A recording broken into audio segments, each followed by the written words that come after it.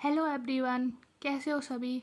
This is Monika Singh. आप सभी का दिल से स्वागत करती हूँ mathematics with Monika YouTube channel पर। आज हम स्टार्ट कर रहे हैं क्लास 11th का चैप्टर 1 सेट। ये चैप्टर बहुत ईजी है। हम इस चैप्टर को बिल्कुल डिटेल में पढ़ेंगे, हर एक कॉन्सेप्ट को। तो चलो चैप्टर स्टार्ट करते हैं।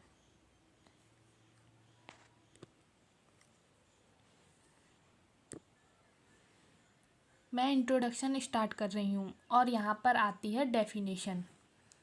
जी हाँ, डेफिनेशन। ये जो सेट वर्ड है, इसकी डेफिनेशन क्या है? सेट वर्ड से आप क्या समझते हो? सेट मैथ का एक फंडामेंटल कॉन्सेप्ट है। इसको सीख लिया, कहानी आसान हो गई। नहीं सीखा तो कहानी मुश्किल हो गई।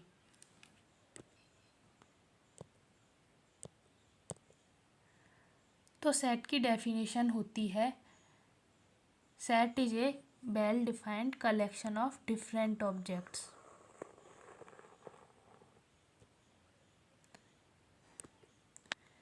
यहाँ पर जो आपको बातें मामूली लग रही हैं, यहाँ पर सबसे पहला शब्द है कलेक्शन।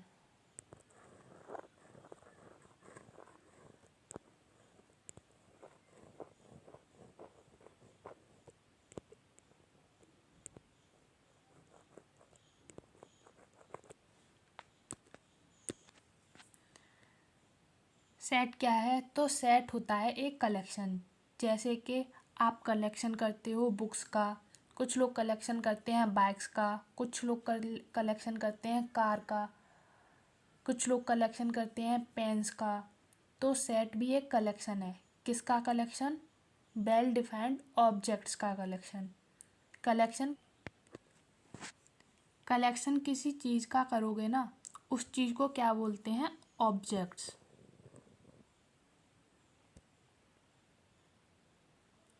तो सेट भी एक कलेक्शन है। किसका कलेक्शन? ऑब्जेक्ट्स का कलेक्शन। जब हम मैथ में पढ़ते हैं तो ये सब ऑब्जेक्ट होते हैं, वो होते हैं नंबर्स।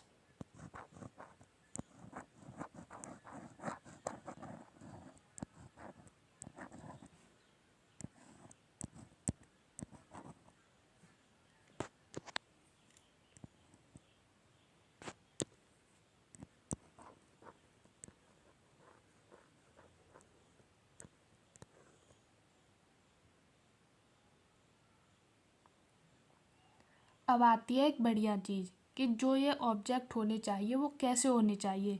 ऑब्जेक्ट्स होने चाहिए वेल डिफाइंड।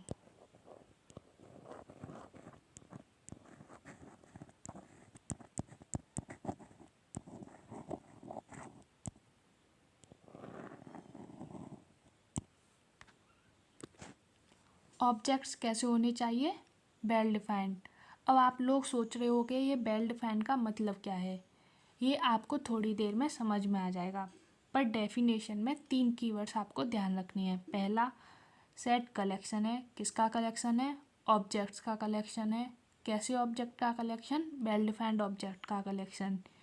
ये 3 शब्द आपने समझ लिए तो सेट की डेफिनेशन क्लियर हो जाएगी। इस सभी को मैं एक फ्लो चार्ट की हेल्प से याद करा देती हूँ। सेट एक कलेक्शन है। किसका कलेक्शन? ऑब्जेक्ट्स का कलेक्शन। कैसे ऑब्जेक्ट्स का कलेक्शन? वेल डिफाइंड ऑब्जेक्ट का कलेक्शन। इस फ्लो चार्ट को आप अभी वीडियो को पॉज करके अपनी कॉपी में बना लीजिए। बहुत ज़रूरी है यह फ्लो चार्ट। अब बारी आती है एग्जाम्पल्स की। मैथ में किसी टॉपिक को अच्छे से समझने के लिए एग्जाम्पल्स बहुत ज़रूरी होते हैं। तो मैंने आपके सामने कुछ क्वेश्चन दिए हैं। मेरे आंसर बताने से पहले आप वीडियो को पॉज करके पहले खुद से आंसर देने का ट्राई करो। यदि आंसर बन गया तो बहुत अच्छा, और नहीं बना तो और अच्छी बात है, क्योंकि हम नई चीज़ सीखेंगे। आपका आंसर बन गया तो अब वेरीफाई करते हैं, और नहीं बना तो ध्यान से समझने की कोशिश करो। तो चलिए इस क्वेश्चन को सॉल्व करते हैं। पहला क्वेश्चन है, 5 best teachers in your school. जी हाँ, आपको एक सेट बनाना है। किसका सेट बनाना है? अपने स्कूल के 5 बेस्ट टीचर्स का।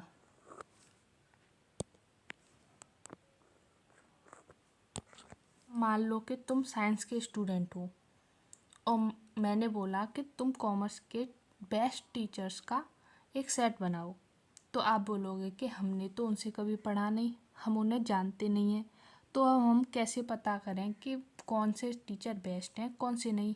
हमें तो साइंस के टीचर सभी बेस्ट लगेंगे। अगर हम कॉमर्स के एक स्टूडेंट से पूछें कि बेस्ट टीचर कौन से हैं, तो वो बोलेगा कि कॉमर्स के टीचर बेस्ट हैं। तो यहाँ पर ऑब्जेक्ट्स है बेस्ट टीचर्स, यहाँ पर ऑब्जेक्ट्स है बेस्ट टीचर। अब बात आती है, ये जो ऑब्जेक्ट है बेस्ट टीचर, क्या ये वेल डिफाइंड है? क्या ये वेल डिफाइंड है?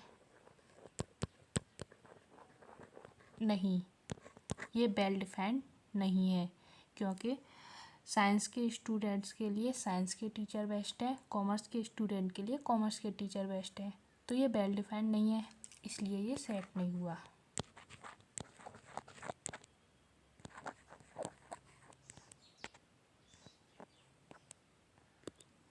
अब आगे नेक्स्ट क्वेश्चन है 10 kinds people in Uttar Pradesh. Kinds मतलब दयालु।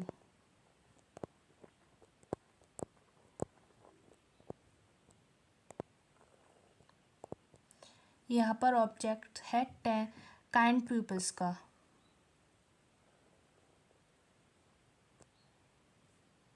यहाँ पर ऑब्जेक्ट है काइंड पीपल का।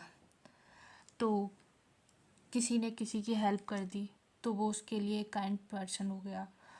तो मेरे लिए काइंड पीपल कोई और होगा, तुम्हारे लिए काइंड पीपल कोई और होगा, और तुम्हारे फ्रेंड के लिए काइंड पीपल कोई और होगा। यानी कि अपने अपने रेफरेंस में अलग अलग पीपल्स होंगे जो काइंड हैं। अगेन यहाँ पर जो ऑब्जेक्ट है काइंड पीपल, ये वेल डिफाइंड नहीं है। जब ये वेल डिफाइंड नहीं है तो ये सेट नहीं फॉर्म करेगा।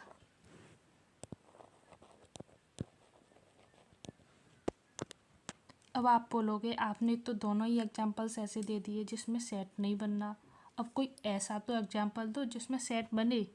तो अब आगे बढ़ते हैं। ये क्वेश्चन भी लास्ट जैसा ही है, तो अब बताओ कि इसमें से कौन सा सेट है और कौन सा सेट नहीं है। अब सुनिएगा मेरी बात ध्यान से, वापस से वीडियो को पॉज करो और खुद ईमानदारी से सॉल्व करो, और फिर जब ईमानदारी से ट्राई करते करते क्वेश्चन बन जाए तो फिर बाद में वेरीफाई कर लेना, और नहीं बने तो प्ले करके सुन लेना। कर लिया सभी ने ट्राई? तो चलो मैं बताती हूँ। पहला, odd natural numbers less than 10। अब आप सभी ऑड एंड इवन नंबर्स तो समझते ही होंगे, इतना तो समझते ही होंगे। तो आपको बोला गया है फर्स्ट क्वेश्चन में odd natural numbers less than 10,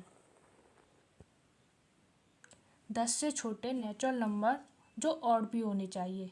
तो मैं फटाफट लिख देती हूँ। ये हो जाएंगे आपके पास 1, 3, 5,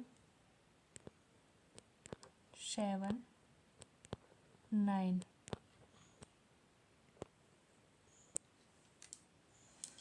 ये वो ऑड नंबर्स हैं जो 10 से छोटे हैं। अब एक बात बताइए, क्या ये कलेक्शन है? हाँ, ये एक कलेक्शन है। ये 1, 3, 5, 7, 9 ये ऑब्जेक्ट्स भी हैं। ये ऑब्जेक्ट क्या वेल डिफाइंड है? हाँ, ये ऑब्जेक्ट वेल डिफाइंड है। ये वेल डिफाइंड इसलिए है कि क्योंकि जब मैंने बोला odd natural numbers less than 10, तो आपका आंसर होगा 1, 3, 5, 7, 9। आपके फ्रेंड का भी सेम यही आंसर होगा, और किसी तीसरे से पूछेंगे तो उसका भी यही आंसर होगा। तो यहाँ पर ऑब्जेक्ट वेल डिफाइंड हो गया, मीन्स ये सेट फॉर्म कर रहा है। This is a set. अब हम आते हैं नेक्स्ट क्वेश्चन पर, जो है the vowels in English alphabet.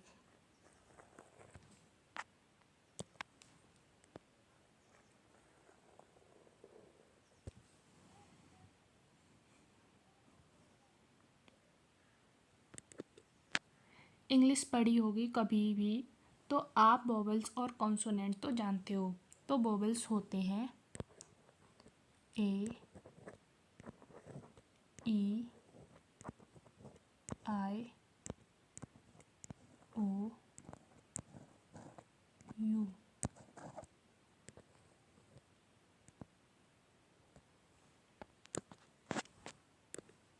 तो आपको बोला गया है कि वोवेल्स इन इंग्लिश अल्फ़ाबेट, क्या ये सेट है या नहीं?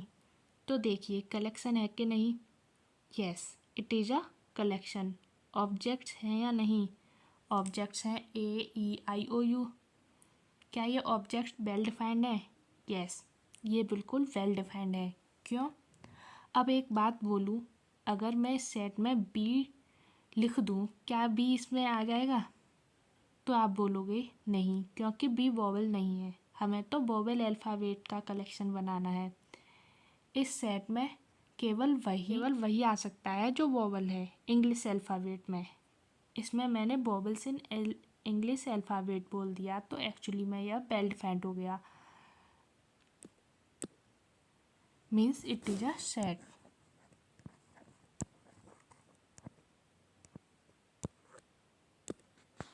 नेक्स्ट क्वेश्चन है the collection of all months of year beginning with the letter जे।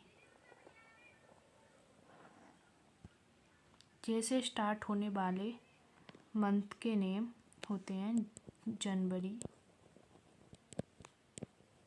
जून, जुलाई। अगर आप दुनिया में किसी भी पढ़े लिखे इंसान से इसका कलेक्शन बनवाओगे, तो इस कलेक्शन में ओनली जनवरी, जून, जुलाई ही लिखेगा, क्योंकि क्वेश्चन में कह रहा है कि collection of month of years which start from the letter J. J से स्टार्ट होने वाले मंथ केवल जनवरी, जून, जुलाई ही होंगे। इसके अलावा कोई और मंथ नहीं है जो जे से स्टार्ट हो। सभी लोग यही कलेक्शन बना कर देंगे। जब सभी लोग सेम कलेक्शन बना करते हैं तो समझ जाना कि ये वेल डिफाइंड ऑब्जेक्ट का कलेक्शन है, means it is a set.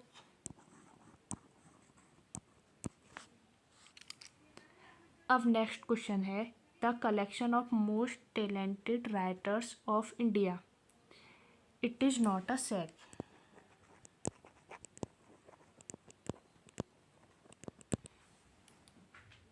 बोलो क्यों? क्योंकि ये मोस्ट टैलेंटेड वर्ड लग गया, इसने काम खराब कर दिया। अब बात आती है कि ये मोस्ट टैलेंटेड राइटर्स का मतलब क्या है। मोस्ट टैलेंटेड राइटर का मतलब ऐसे राइटर जो बहुत टैलेंटेड हो। अरे भाई, किसी को विलियम शेक्सपियर अच्छे लगते हैं तो उसके लिए वो टैलेंटेड है, किसी को कोई और, किसी के लिए वो खुद सबसे ज़्यादा टैलेंटेड है। किसी ने 2 पेज लिख दिए, वो बोलेगा हम भी राइटर हैं, हमारे अंदर भी बहुत टैलेंट है। तो ये यहाँ पर मोस्ट टैलेंटेड, मोस्ट ब्यूटीफुल जैसे वर्ड आ जाए, ये वेल डिफाइंड नहीं है। अगर अलग अलग लोगों के लिए अलग अलग टैलेंटेड पर्सन होंगे।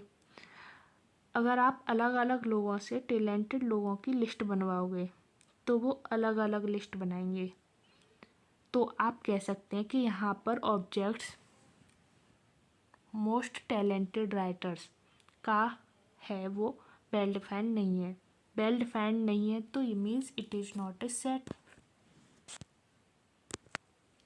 अब आ जाते हैं नेक्स्ट टॉपिक पर कि सेट के नाम कैसे रखते हैं। आपका भी नाम रखा गया, आपके भाई बहन का भी नाम रखा गया, सभी का नाम रखा जाता है, तो सेट का भी तो कुछ ना कुछ नाम रखा जाएगा। तो सेट का नाम रखने का भी एक तरीका होता है। सेट का नाम रखते हैं कैपिटल लेटर से।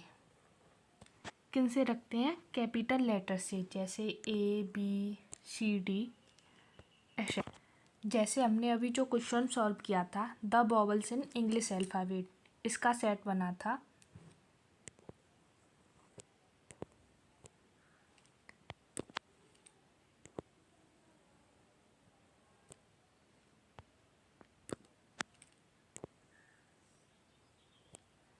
इसका सेट बना था ए ई आई ओ यू। अभी ये बेनाम है, इसका नाम रखना है, तो मान लो इसको मैंने नाम दिया ए। तो ये एक ए सेट है जिसके ऑब्जेक्ट्स हैं ए ई आई ओ यू।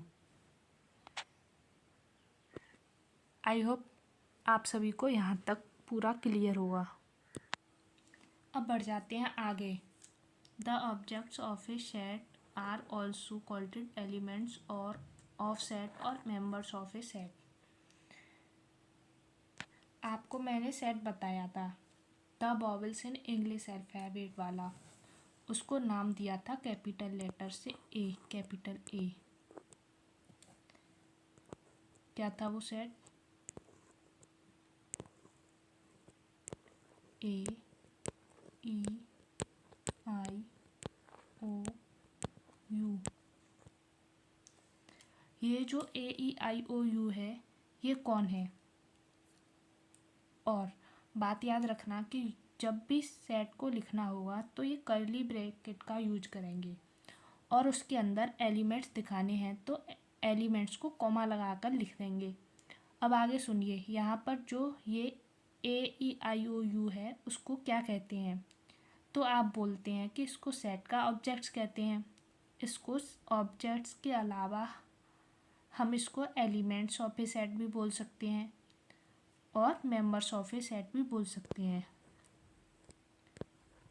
ऑब्जेक्ट्स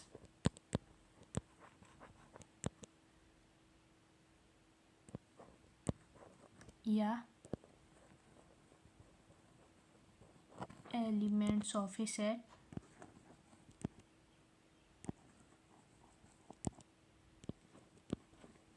या मेंबर्स ऑफ ए सेट।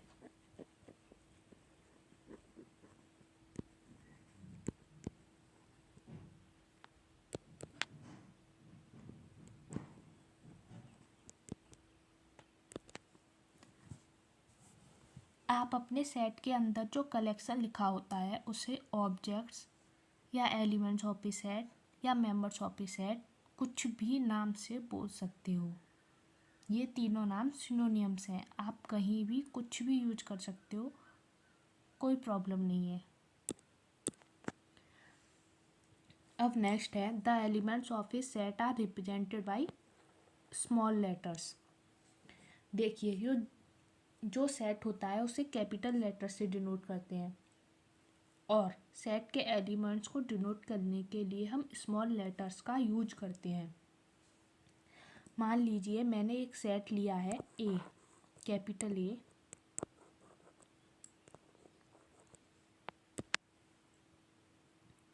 उसके एलिमेंट्स हैं 1 2 3 4। इसमें मुझे किसी भी एलिमेंट को दिखाना है तो आप बोलोगे कि a equals to 1, b equals to 2, c equals to 3, d equals to 4।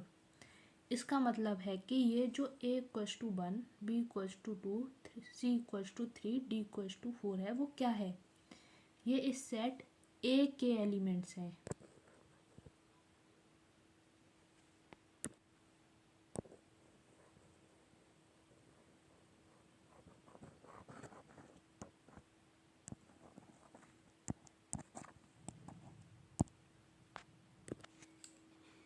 हमने थोड़ी देर पहले सीखा कि किसी सेट को हम कैपिटल लेटर से डिनोट करते हैं और उस सेट के एलिमेंट्स को स्मॉल लेटर से डिनोट करते हैं। कोई एलिमेंट्स किसी सेट में है या नहीं, इस बात को हम कैसे दिखाएंगे? तो देखिए होता क्या है। If a is an element of set A, we can say that a belongs to A.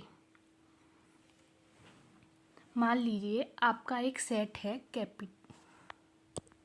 Capital letter ए, जिसके पास जिसमें एलिमेंट्स हैं 1 2 3 4। इसके एलिमेंट्स हैं 1 2 3 4। ये जो एलिमेंट है 1, इसको हम मैथमेटिक्स में कैसे डिनोट करेंगे, मतलब हम इसको कैसे कहेंगे कि ये जो 1 है ये इसका एलिमेंट है। हम इसको ऐसे भी बोल सकते हैं 1 belongs to A. This is a way to speak, but इसको लिखेंगे कैसे? तो इसको लिखने के लिए एक सिंबल का यूज करते हैं, उससे बोलते हैं एप्सिलॉन।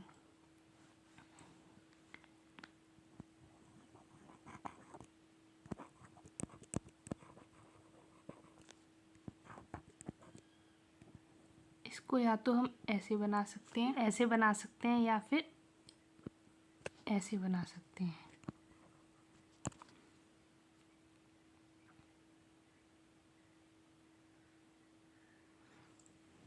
ये जो बिलोंग्स टू है हम इसको एप्सिलॉन से रिप्लेस कर सकते हैं। तो हम इसको लिख सकते हैं 1 बिलोंग्स टू ए। ये है मैथमेटिकल रिप्रेजेंटेशन।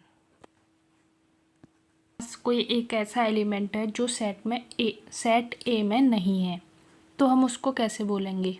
हम बोलेंगे जैसे b does not belongs to A, और हम इसको लिखेंगे b does not belongs to A. Belongs to वाला सिंबल बना के उसको कट कर देंगे। जैसे एक एग्जांपल लेते हैं, एक सेट लिया हमने ए, जिसके एलिमेंट्स हैं 1 2 3 4 5। अब मैं बोलूँ क्या 1 ए में बिलोंग करता है? तो आप बोलोगे यस 1 बिलोंग्स टू ए। मैं पूछूं क्या 5 ए में बिलोंग्स करता है या नहीं? आप बोलोगे यस 5 बिलोंग्स टू ए। तो हम इसको ऐसे रिप्रेजेंट करेंगे। वहीं मैं बोलूँ 7 बिलोंग्स टू ए और नॉट, आप बोलोगे नहीं 7 तो ए में नहीं है, 7 तो ए का एलिमेंट ही नहीं है। तो हम इसको डिनोट करेंगे 7 does not belongs to A. Same, कोई आपसे पूछे क्या 9 ए का एलिमेंट है? आप बोलोगे नहीं 9 तो ए में एलिमेंट है ही नहीं। तो हम इसको बोलेंगे 9 does not belongs to A, और लिखेंगे ऐसे।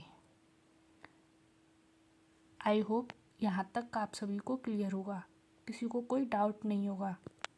तो ये है आपका सिंबॉलिक रिप्रेजेंटेशन कि कोई एलिमेंट्स उस सेट में है या नहीं है। इसी के साथ सेट का जो इंट्रोडक्शन है वो यहाँ पे ऐसा होता है समाप्त। इतना ही था आपके इंट्रोडक्शन वीडियो समझ में आ चुकी है। तो इंट्रोडक्शन वीडियो के बाद आएगी नेक्स्ट वीडियो, जिसमें हम सीखेंगे कि सेट को रिप्रेजेंट करने के क्या क्या तरीके हैं। हम उससे डिटेल्स में डिस्कशन करेंगे। Thank you everyone. अगर वीडियो अच्छी लगी हो तो please like share and subscribe my channel.